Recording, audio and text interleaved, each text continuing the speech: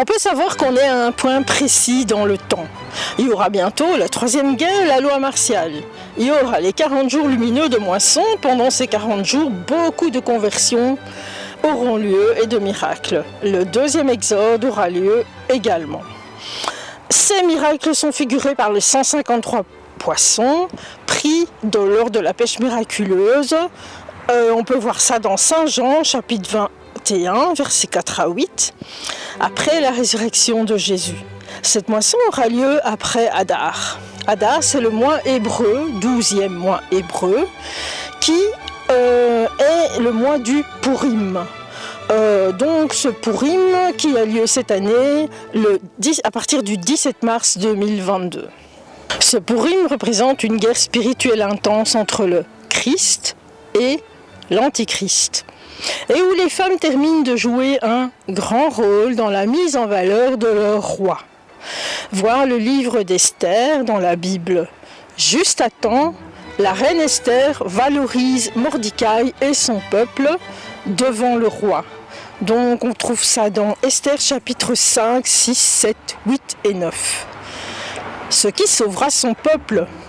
En même temps, l'économie de l'Amérique et du monde va s'effondrer. Révélation 18, versets 9 et 10. La bête étendra son autorité et Jésus, juste après, tirera vengeance du sang de ceux qui ont été mis à mort pour glorifier son nom face à la bête. Et ont gardé sa parole. Révélation chapitre 19, versets 11 à 21. Après l'arrivée de l'Antichrist, ou bête, ou sans loi, tout deviendra brutal, extrême. Les croyants se revêtiront de l'entière armure de Dieu. Voir Éphésiens, chapitre 6, versets 10 à 17. Le casque du salut, l'épée de l'esprit, etc.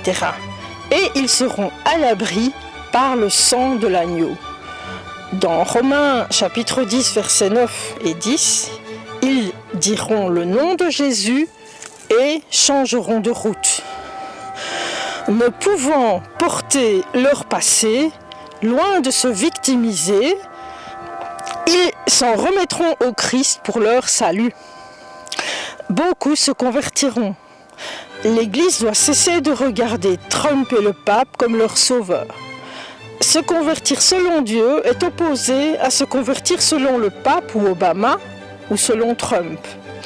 Babel signifie même langage, parler un même langage, comme dans la tour de Babel, Genèse chapitre 11, verset 1.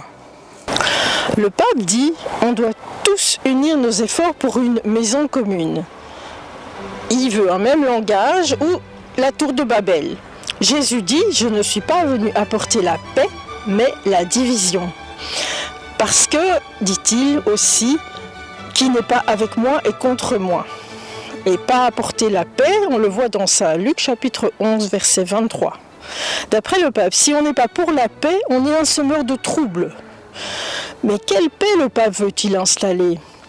La paix des sans-lois, avec intelligence artificielle, mouvement LGBTQ de propagande, c'est-à-dire lesbiennes, gays, bisexuels, transsexuels et le reste, puisque ça mène à la pédophilie. Alors maintenant, nous allons faire une synthèse de tous ces événements. En 1 heure, Babylone va tomber. Cette chute va se terminer par la chute du dollar, les tours Trump détruites et la mort de Trump.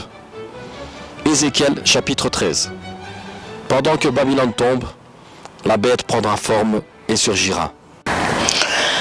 Jésus nous dit de ne pas regarder en arrière et de nous fortifier parce que la tempête continuera jusqu'à la fin. Il faudra persévérer jusqu'à la fin. Révélation chapitre 14 verset 12. Vivre par l'Esprit Saint.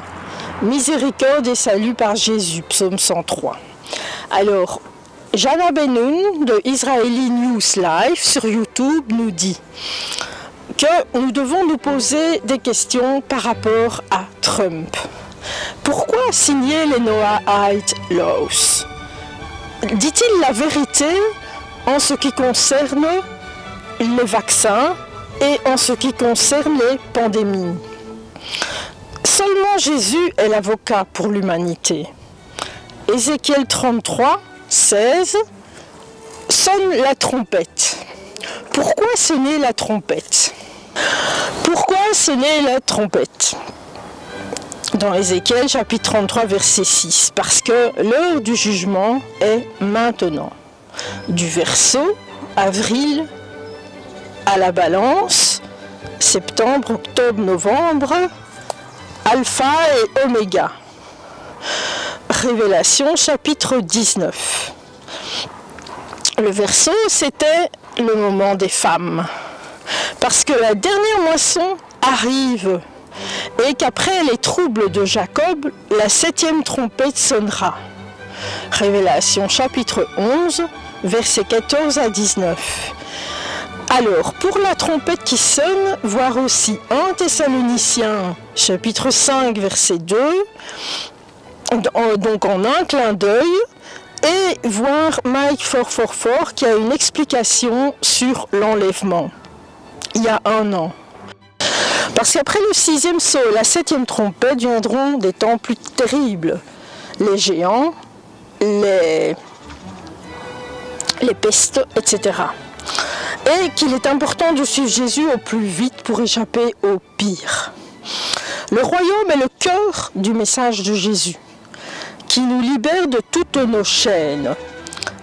Jésus vient annoncer la bonne nouvelle aux pauvres et aux captifs la délivrance. Il l'a dit dans Saint Luc, chapitre 4, versets 16 à 19, et c'était déjà dit par le prophète Isaïe au chapitre 61, verset 15. Chapitre 61, versets 1 et 2. Le plan du Christ ne dépend pas de l'homme, mais de Dieu. Jésus a payé notre dette, si on le suit. Amen.